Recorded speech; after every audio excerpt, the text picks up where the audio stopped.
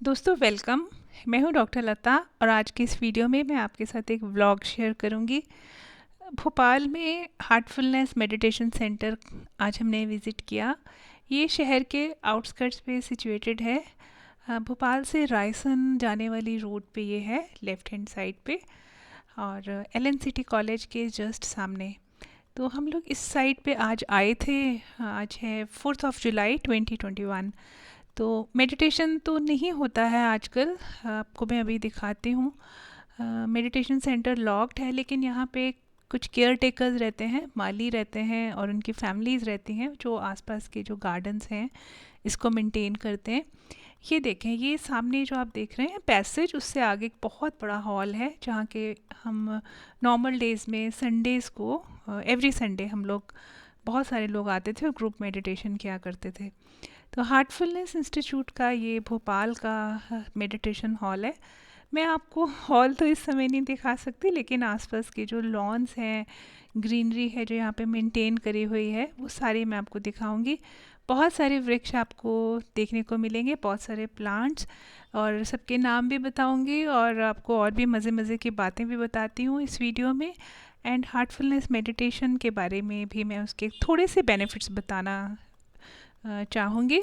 Basic तो हम सब जानते ही हैं, मेडिटेशन के जो थेराप्यूटिक बेनिफिट्स तो बहुत होते हैं। हमारे माइंड को रिलैक्स करती है, हमारा बीपी रेगुलेट करके हमारे सारे सिस्टम को नॉर्मल करती है, और हमारे अंदर पॉजिटिव हार्मोन्स का रिलीज़ होता है जिससे कि हमारा मूड एलिवेटेड रहता है, हमारे डिप्रेशन नहीं होता हमको, और हम पीसफुल रहते हैं, हम रिएक्ट नहीं करते हैं।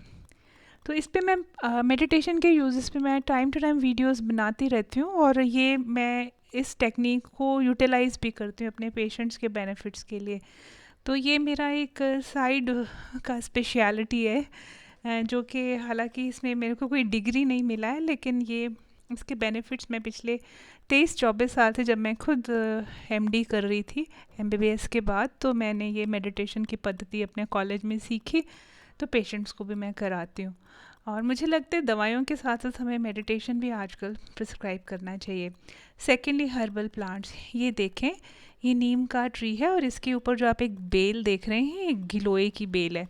इसके बहुत सारे नाम होते हैं, इसको गुडूची भी कहते हैं, इसको अमृतावल्ली भी बोलते हैं साउथ में, और अमृता भी कहते हैं। इसके फ्रेंड्स इतने फ़ायदे हैं, मैं आपको एक अलग वीडियो बनाऊंगी। मैं इस बेल को उगाने भी वाली हूँ।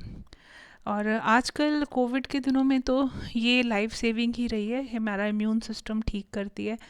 और ये देखें, हमने मेडिटेशन सेंटर में मोस्टली क्या करा है, हमारे जो यहाँ के वॉलंटियर भाई हैं उन लोगों ने ये नीम के दरख्त तो बहुत पहले से उगाए हुए थे, और कुछ के घरों में गिलोय की बेलें लगी हुई थी, तो उन्होंने ला के स्टेम कटिंग्स पिछले साल ही नीम के ट्रीज़ के आसपास देखे नीचे गाड़ दी, और फिर वो बेल नीम के पेड़ के ऊपर चढ़ गई। ये कुछ और रोहियों के प्लांट्स हैं, ये मोस्टली हम सभी मिल कर के ही लगाते थे जब नॉर्मल डेज थे। अभी आप देखें गमले पूरे भर गए हैं, इनकी भी रीपॉटिंग की ज़रूरत है, एक एक प्लांट को निकाल के बहुत सारे गमलों में लगाने की ज़रूरत है। ये देखें, पहले कुछ टाइम पहले मैं आई थी यहाँ पे, तब भी मैं कुछ वॉलंटियरिंग करके गई थी, कुछ गमलों में प्लांट्स लगा के गई थी, वो सब बड़े बड़े हो गए हैं, बस वही देख रही थी। तो क्योंकि आजकल गैदरिंग्स अलाउड नहीं है, तो हम लोग मिल नहीं पाते हैं यहाँ पे सेंटर में, लेकिन आ जाते हैं कभी कभार जब मन उदास होता है, शहर की भीड़ भाड़ से परेशान हो जाते हैं, तो यहाँ ग्रीनरी में आके बैठते हैं। ये देखें, ये पूरा ग्रीन स्पेस है, और यहाँ पे बहुत सारे प्लांट्स उगाए हुए हैं, कुछ फ्रूट्स के प्लांट्स भी हैं जो उगाए हुए हैं, और नींबू के पौधे हैं। मैं आपको पास से भी दिखाऊंगी। ये देखिए, नींबू का प्लांट है, इसमें बहुत सारे नींबू आए हुए हैं, और यहाँ माली रहते हैं, वो लोग इस्तेमाल करते हैं, कभी कभी हम लोग भी ले जाते हैं और फिर डोनेशन में हम पैसे डाल देते हैं।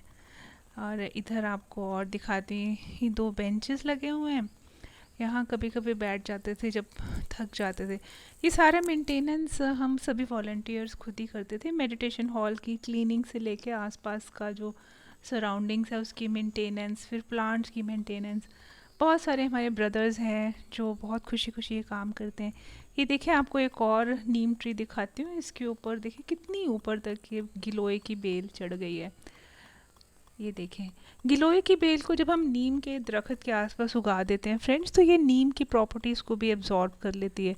तो ऑलरेडी जो गिलोय के antiseptic, antiviral, antibacterial, immunostimulant properties होती हैं, इम्यूनिटी बढ़ाती है, ये फीवर्स दूर करती है और बहुत सारे इसके यूजेस होते हैं, वो सारे के सारे एनहांस हो जाते हैं जब वो नीम के आसपास उगाई जाए, और वो नीम का भी बेनिफिट इसी बेल में आ जाता है। तो ये बहुत ज़रूरी जानकारी है, इसको आप अपने फ्रेंड्स को ज़रूर शेयर कीजिएगा।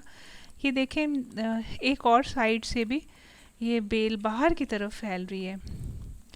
तो आपके पास अगर ये बेल नहीं है तो आप इसको कोशिश करें नर्सरी से ख़रीद लें, या फिर आप इसको किसी और ऑनलाइन मंगा लें। इसको ज़रूर अपने घर में लगाएं, मैं भी लगाऊंगी तो आपके साथ शेयर करूंगी।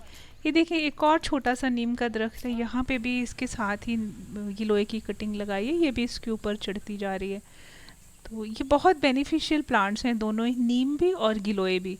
इस कोविड महामारी में तो मैं तो आपको क्या बताऊं, मैंने जब से ये नीम और गिलोय का कॉम्बिनेशन खाना शुरू किया तो उसके बाद ही मेरी रिकवरी शुरू हुई है। उससे पहले तो मैं सारे स्टीरॉइड्स और जो मेरे सीनियर फिजिशियन मुझे दवाइयाँ, एंटीबायोटिक्स सब बता रहे थे फ़ोन पे, मैं वही ले रही थी, क्योंकि वही गवर्नमेंट की तरफ से प्रोटोकॉल था कि यही खाना है हमने।